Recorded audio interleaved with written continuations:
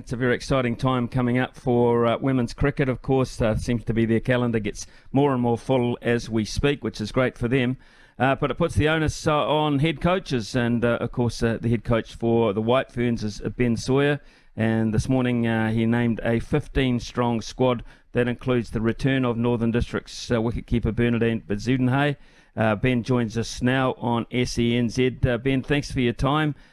Pleased with your squad, obviously. It looks a fairly consistent one. Yeah, really happy with the team that we've been able to announce today. And, I think across the board we've got options that, we can put up against any team in the World Cup. So, yeah, really happy with the side. Okay, so the big talking point is the selection of Bernadine as wicketkeeper. How much wicket-keeping has she been doing with the Brave? Yeah, she actually hasn't done a hell of a lot just at the moment. She did take a little knock on her finger, but she's good to go. And, yeah, look, it's something we've been speaking about for a little while. And I know Maddie got an opportunity during the Bangladesh series, but we'd actually spoken to Maddie about doing that while she was in the West Indies. So it is something we've been planning a little bit for, and we've tried a few different keepers, just like we have with the batters and the quicks in particular. So, yeah, look, Bernadine just has been opening the batting for Northern and, has been doing really well and been able to play the game the way that we think we want to play. So, yeah, really excited to have her back in the side. Of course, they've been playing quite a lot of Super Smash of late, Ben, and before the season started in that regard, you basically said to the White Ferns to go out there and dominate the Super Smash competition. Have you got what you asked for? Yeah, look, I think a few of them have, and, the likes of Susie Bates in particular, and I thought Millie Kerr's been outstanding throughout. And look, there's obviously times where, some of the players, like I look at someone like Lauren Down, and they've gotten their teams over the line in certain games. And that's really what we were after, that, a few match-winning performances. They're going to play in different positions than they would to us in the White Ferns. But if you can stand up and win a game for your association, then, that's really what we're looking for. So, yeah, I've been happy that a few have been able to do that. Since coming into the role, Ben, you've talked about establishing a brand of cricket that is both entertaining and gives the White Ferns the best possible chance at success, like we talk about Baz Ball with Brendan McCullum. Are you happy with the way that Sawyer Ball is coming along? I wouldn't call that. But, we speak a lot about it. I'm happy to say we've looked at the numbers, and 160 is a really competitive score at the moment in women's T20 cricket, and you'll win a lot of games. So, that's our minimum. That's what we're striving for each time. So it's really simple in terms of, that game plan, and then it's just trying to figure out ways to do that, whether we go hard in the power play against certain teams or we try to finish really well. And I guess that's the matchups against opposition. But we know that that's the score that we're striving for, and then with the ball, we're trying to keep teams under 130, and they're the two goals that we have. And we're not going to get them every single day, but I think if we're pushing towards those, then we're going to play cricket the right way. So that's what we're chasing.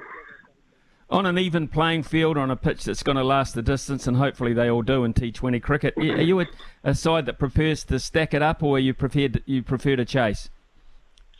Look, we haven't spoken about what we want to do in situations. I'm, I guess, as a head coach, and just me personally, I always lean towards runs on the board. But we're a team that would just, look at the wicket and conditions and play what's in front of us. And I think that's the best way to be, that we don't have to have a definite way of playing. But if you ask me personally, I don't mind runs on the board. You have brought in Craig Howard to work alongside the spin bowling group, of course, and you have a very youthful one. How have you found the development of your young spinners? Oh, mate, I think that's the standout of, I guess my time with the White Ferns, and the thing that I'm most happy with is how well that group have gone. And, I've said this a number of times, but to watch someone like Fran Jonas, who hadn't played, and to chuck her the ball and tell her to bowl the first over back in the Commonwealth Games, and then she's done that in every series, and, in front of big crowds at the Com Games and lots of people watching on telly, and she just took it in a stride, and she's been amazing, and, I think she's going to less than five and over, and, that's going to be really tough in the World Cup, but, you can only play what's in front of you, and so far she's been able to do it every single time. And then the likes of Eden Carson, it's probably changed my thinking. I've had a bit of a fast bowling background, and always enjoy the quicks being insides, but Eden's forced the way in and made us probably go with a 3-spin attack, and they're playing really well as a group, and they're putting up great numbers. So the two young girls have probably forced selection, and that's a really good thing because it's a positive one. We've got a text come in from a listener when we knew that, or we announced that we were talking to you, and it's not a subject that's absolutely new, but again, the texter is saying, not unnamed just by the by, no Lee Kasparuk again, who's been around the scene for a long time, but has not managed to force her way into the squad, even though she's the leading Super Smash wicket taker and RPO. So does it look like the door's definitely closed on Lee? Look, I can honestly say I've had chats with Lee, and I'm happy to share that. And I guess in my time here, Eden and Fran and the younger spinners were contracted, and I want to show them their support, and they've done really, really well while they've been with us. So at the moment, they're going to get the support of me and the side. But Lee's definitely one that we're looking at, and when she gets her opportunity, she'll get that same support from me. So, I look at it as I want the players to know that I've got their back, and know that, while they're performing well, which our spinners are doing, then, they've got our support. So, if and when that situation comes up that Lee gets her opportunity through injury or an opportunity elsewhere, then, she'll get that same level of support from us. And Lee understands that, and hopefully she gets her opportunity in the future. But it's definitely not shut. She's a good player, and always looking at her. Cool. It's good news for Lee in particular. Just on that news of injury, Fran Jonas has had to withdraw from the under-19. What's the status there for Fran? Yeah, look, we sent the girls over to the under-19s. I thought it personally really important that, they only get to do this once, and they're young kids, and I want them to play with their peers and enjoy that. I guess the caveat to that was that if there was any sign of a little niggle or something that they would pull out, and unfortunately that's what Fran got. She got a really small calf injury. It's only a 2-week one. She'll be ready to bowl by the time the team gets over to South Africa in the next few days. But, it did take precedence that she would sit out for that. But, look, she's ready to go, and unfortunately she did miss out. But hopefully she's enjoying the time with her peer group over there, and they're going outstandingly well, winning 3 from 3. So hopefully she's enjoying that. Okay, let's look at your warm-up schedule. What are you able to get? What work can you get into the ladies before tournament proper? Yeah, I think we've got a really good schedule, actually. We've got 3 games against England, so they'll be really, really competitive ones. And, then we have the 2 sanctioned ICC warm-up games, one against England again, unfortunately, but that's dictated to us, and then one against the West Indies. So 5 really good games over there that'll be really competitive, and we've still got people vying for positions in terms of batting order and things like that. So they're important ones, and we'll get to play most players throughout there because we're allowed, and we'll get to see different combinations again. So yeah, I'm really looking forward to the 3 games against England in particular, who are a really strong squad. What do you know about the venues you're playing on? I don't know a hell of a lot, I'll be perfectly honest, but it's one of the reasons. I know we announced it last week. We've been able to secure Mornay Morkel into the coaching staff. So I think that's a really great get for us, and his experience hopefully will help a little bit with that. I don't think too many of the women's teams have played on those international grounds over there. So, having Mornay I think is going to be invaluable for us and to help us give us that little bit of information. But, really looking forward to his involvement. That is a major coup, I've got to say. Mornay Morkel, one of the real modern-day terrific South African fast bowlers, of course. So it'll be great, even for the likes of the experienced Lea Tahuhu, etc., Jess Kerr, to get alongside that man. Oh, mate, it'll be absolutely outstanding. And look, it's funny how things work. I was just driving home when I was back in Sydney and heard him on the radio saying that he was coaching Namibia and looking to expand his coaching. And I guess just took a little bit of initiative and asked for his number and got a phone call, and he's been great already, like in terms of we've had a few little issues with organising grounds and warm-up venues and things like that, and he's actually jumped on the phone and organised a few things for us. So even just having someone on the ground like that's been great. But for Leah and Jess and these girls to spend time with him and hear a different voice, I can't wait to learn myself as well. So, really looking forward to it. I just wonder also about the structure of the tournament. Can you explain the group phase, etc., to us and who you're up against early?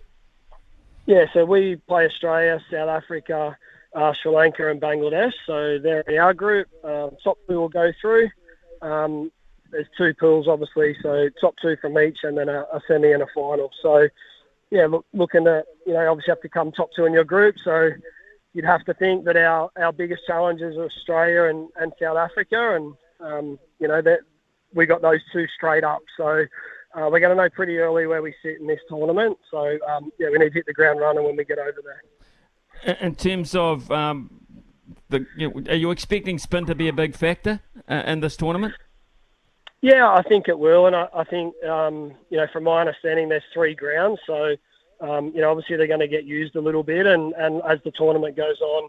And look, it's always a big factor in women's cricket. And again, like I said, we've sort of looked at our numbers over the last few years and our spin attack has probably been more dominant than our pace. And, that's something that we're going to go into the series with and look to utilise. So I think as the tournament goes on, it'll get more important as it always does. But, look, our 3 are bowling particularly well. So I guess no matter the conditions, we're going to put them up and see how they go.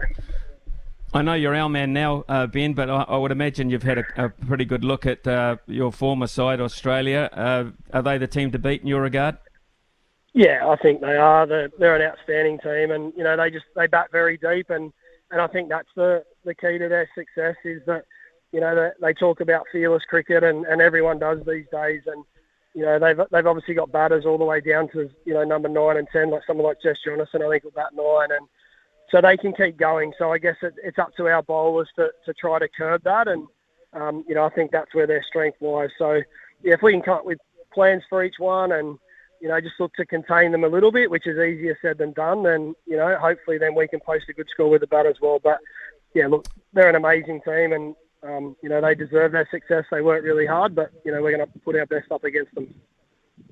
One of the other interesting developments in women's T20 cricket in particular is very seldom, of course, there'll be a women's IPL. And it's coming in at a fairly good financial rate for the ladies, of course. So that's got to be a great carrot, particularly for people, looking to make those particular squads, and even, I guess, for the likes of coaching staff as well, Ben. So that's going to be exciting. Yeah, look, it is, and there's lots of stories and bits of news floating around about it at the moment. And I heard a stat the other day that in terms of just the media rights to it, that it's probably the second biggest cricket tournament in the world, just after the men's IPL. So, yeah, look, the girls have, I guess, worked really hard over a number of years, and a few of them are going to, like you just said, I guess, in a way, cash in over the next few. So, they deserve it. It's really exciting, and the likes of Sophie Devine and Susie Bates, I think they're going to be players that are sought after in these teams, and really good luck to them. So, yeah, looking forward to seeing. I think the teams get announced on the 25th of Jan, and then they start auctions and things from there. So, yeah, it'll be interesting to see where everyone ends up. Ben Sawyer, always great to catch up with you. Congratulations on the naming of that squad, and all the very best in your preparations and for the tournament proper. Exciting times ahead. Thanks, mate. Yeah, no, really appreciate your support. Thank you. Cheers, Ben Sawyer there, head coach for the White Ferns. They named their squad this morning, and I shall name it for you now if you haven't heard it. Sophie Devine is captain, Susie Bates, the new signing, and the new inclusion is the one people are talking about. Bernadine Bezuidenhout, Eden Carson, Lauren Down, Maddie Green, Brooke Halliday, Hayley Jensen, Fran Jonas, Mealy Kerr, Jess Kerr, Molly Penfold, Georgia Plummer, Hannah Rowe, and Leah Tahuhu, of course, from the Canterbury Magicians. So that is exciting times ahead, and we'll watch that with interest. T20 cricket can throw up surprises. Wouldn't write them off.